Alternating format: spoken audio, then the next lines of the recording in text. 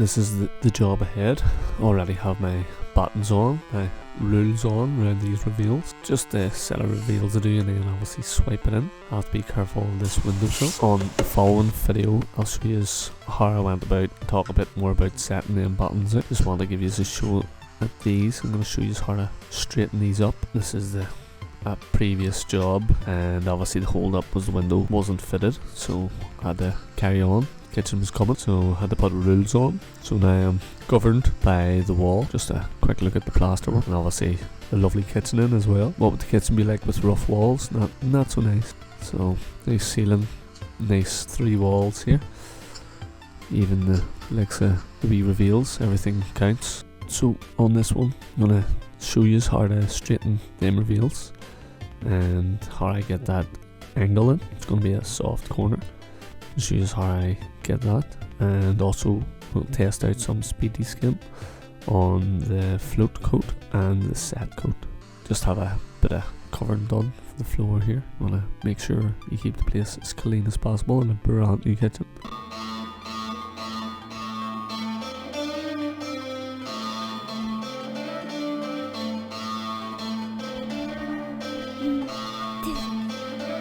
Scratchy Daddy Smack Plastering. Speedy Skin, what does it do? Let's find out. It's supposed to speed up your skim coat. I'm going to test it also in my bonding, see if it gives me a bit of a head start. Speeds it up some. Also reduces crack. We will be the judges of that. So here we go. Let's find out if it works in bonding, and hopefully it does, as it'll pick up the bottom for me. Cardite bottom can take time. Look at the little fibers, guys. That's the crack reducing fibers, I presume, and them fibers will act somewhat like scrim tape, bridging gaps and joints that should reduce cracking in theory. And you can sort of see them floating top of the water. So the concern with that would be, will it pick up in your skim coat? Not so bothered about the float coat because it's an undercoat. Not bothered at all. Wouldn't even mind if a couple of them stick out the surface at all. But let's keep watching the video, and you'll find out how the results of the skim coat is, because I'm going to add it on the skim coat as well. And of course this super handy battery powered ruby mixing jar to the rescue. It saves me carrying a 110 box. It saves me putting extension leads out, tripping over the leads. Saves me so much hassle. Quite a bit of whip on it as well. As some of you will know, it has managed to mix that full bucket of bonding. Pretty big bucket for such a small job. So with the Speedy Skin in the bonding mix here, this could be hardwall, or you can do this in sand cement as well. Speedy Skin should accelerate this. Hopefully, I've mixed it a wee bit stiffish as well, and I'm not gonna take too long to get this on, as just in case I get a wrap set, sets quickly. I want to get it on, get it straight, get my window cleaned, get my tools cleaned, get my bucket cleaned. I already have the drill cleaned, so keep that in mind, guys, when you're using stuff like this, that you will want to keep things clean and tidy, and also do it a wee bit quicker. Again, maybe better once you're all beginners and DIYers not to try something like this. But if you're doing something small and it's going to take you, you're going to be mostly looking at it, setting, why not give Speedy Skin or half-time plaster accelerators a try, and you can watch this channel and see the results of them. So again, like I say, I'm not taking any time, trying to be as quick and tight as possible, and getting it all coated. Doesn't really matter exactly where you start on the reveal. I always sort of start just before the very top, as you can see, and I find it's always sort of held up good for me. I've got a big massive coat on the reveals. It's quite as tight as it can go. Again, I wouldn't really recommend bonding, but if that's what the job is, and they are floating the reveals outside, so I know there's absolute zero chance of damp coming in from the outside to the inside, so I'm not concerned on a damp issue really.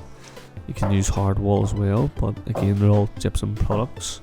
Sand cement would hold up better than anything if you thought there was going to be any chance of moisture coming from the inside. But again, how many sites set bonding beads, so it's not that big of an issue really. But yeah, that's the product we're using, that's what's been picked, and that's what we're going for. Basically get the job done. If you use sand cement, it becomes a 2-day job on the inside. The likes of the reels outside as well, they have rules on them. I'm not even going to risk when I get them floated pulling the rules off. But I'll show you all the results. You'll see the results of the Speedy Skin in the finish coat as well. But yeah, the head's always going to be the tricky part, guys. Whether you want to start it first or last, it doesn't really matter, but do expect to drop some, as not every bit will stay on for you, no doubt. Sand cement's even more of a challenge.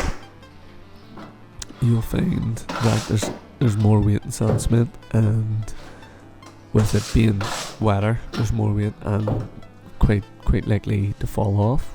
Also, when you're doing sand cement on heads, it's also quite likely to fall off if you do it too stiff. You will want a nice mix for doing heads. But again, I would recommend actually dabbing them with plasterboard. The reason I haven't dabbed this one is because I have to patch around the edges, and a bit of board there could highly likely crack. I know the Speed Skin here I'm using has fibres in it and stuff, but it could still highly crack because I'm creating another joint and 2 different materials, where at least when I'm bonding here, it's one material right the way through the thickness, whereas if you dab your head, you're going to have to dab it on with either bonding or bonding compound, some kind of adhesive. You need something to stick it up with. So you've got, all of a sudden you've got 4 or 5 different materials there, where at least bonding skin on the concrete, it's 3 materials. So just sort of making things a bit easier. There was plasterboard there as an option, but I chose the solid option of bonding would work out the better, just the same as the reveals. Again, you could dab your reveals too, but if you're doing the corner the way I am, had to get this wall skin, so basically had rules up the inside margined and plumbed off, and that's why my rules actually tacked on so good, because it's half the work's been done when I did the face of the wall, all margined out and leveled off. Again, I'll show you that on the sand cement reveal video on the outside. I'll show you and talk more about what I'm doing and that. You'll notice now I've jumped to the small trowel, smear Jackson up, and basically that's just to get a bit of pressure, and I want to cut back my rules so that when I do come to skim, I'm going to cut them back.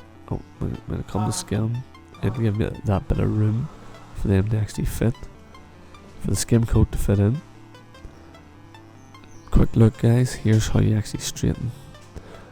See where I put my finger as a guide, so you square it up, bring it in close here,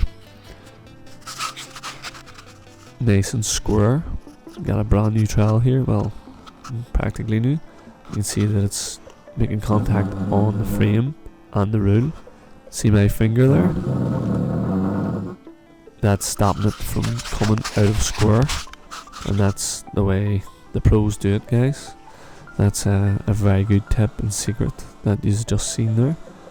And if you do that the whole way up, you can margin it that way too. If you just do the same as what I'm doing, clipping the finger on the inside, you can clip it on the outside, and you would get a margin also.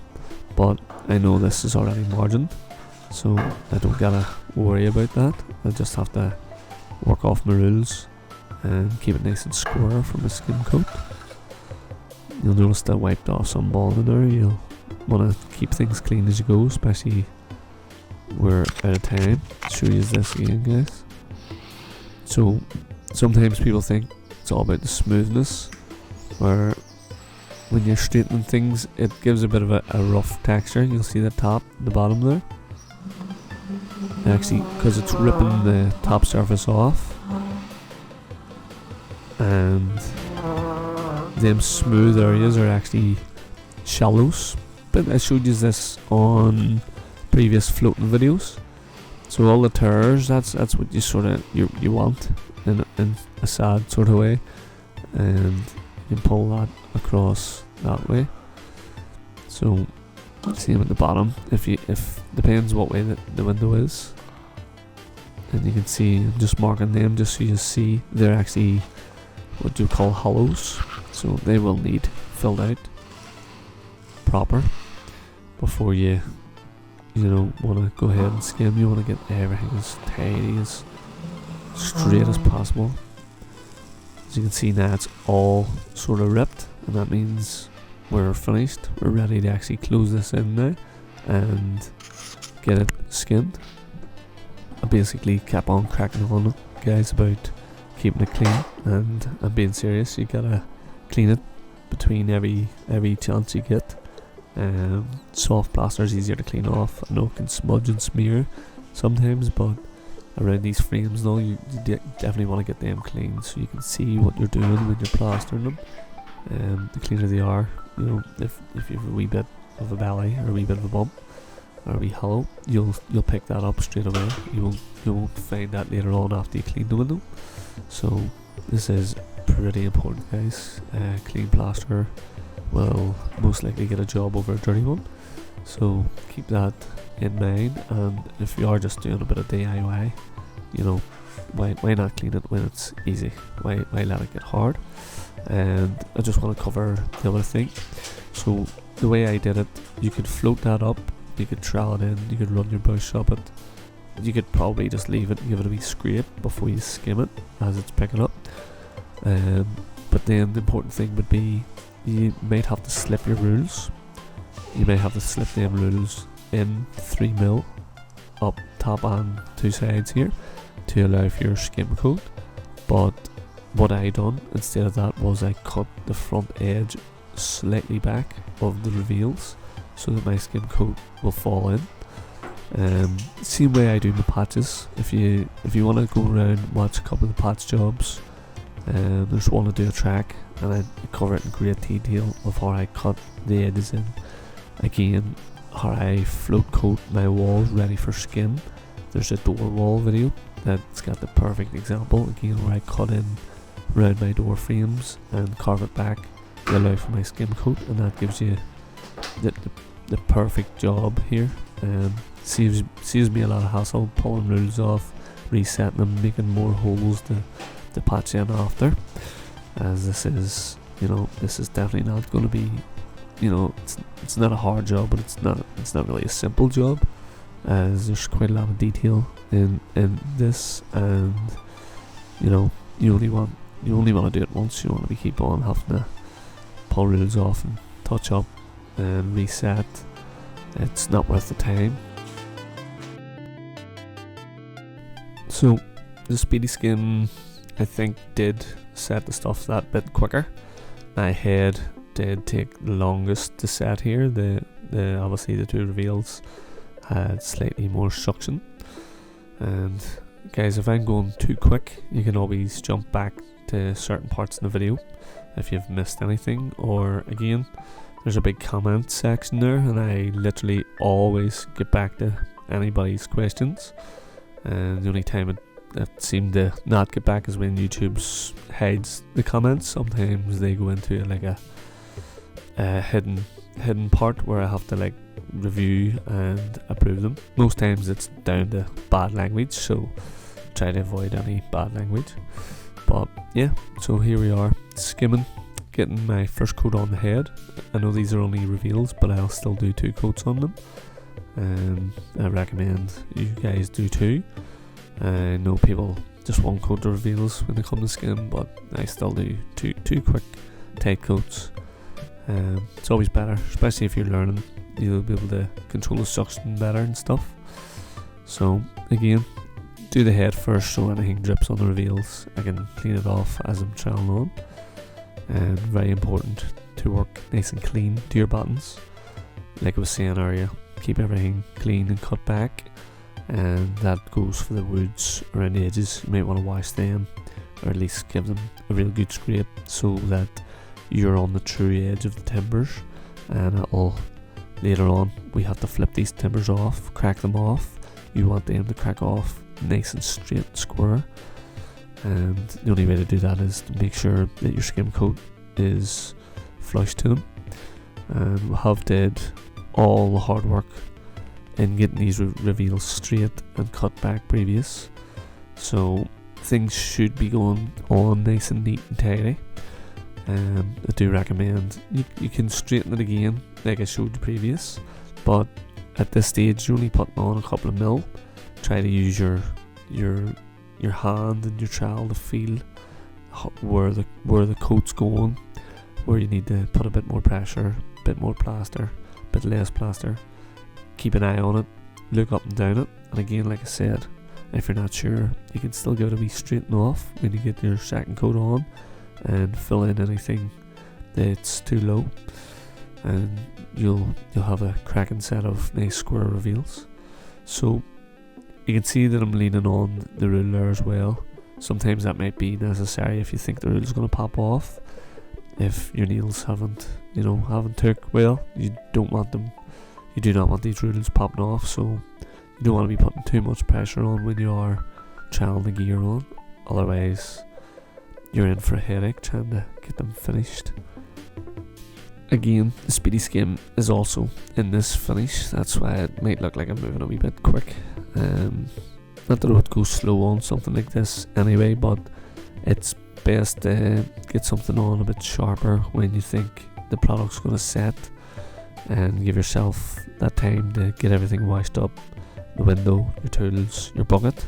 Again, wash the drill straight away after you do your mix. It's very, very good advice. You'll not have to beat the life out of it with a hammer then, or scrape it for half an hour. So yeah, 2 coats on, guys, and then I'll move on and show you the finished product. So this is me all finished up, guys, and like I said, the ruler left a lovely sharp edge, and I just had to swipe it in slightly with the tiniest wee mix of skim. You can see everything's setting up lovely. Just gotta clean up, very important. Keep it clean, guys.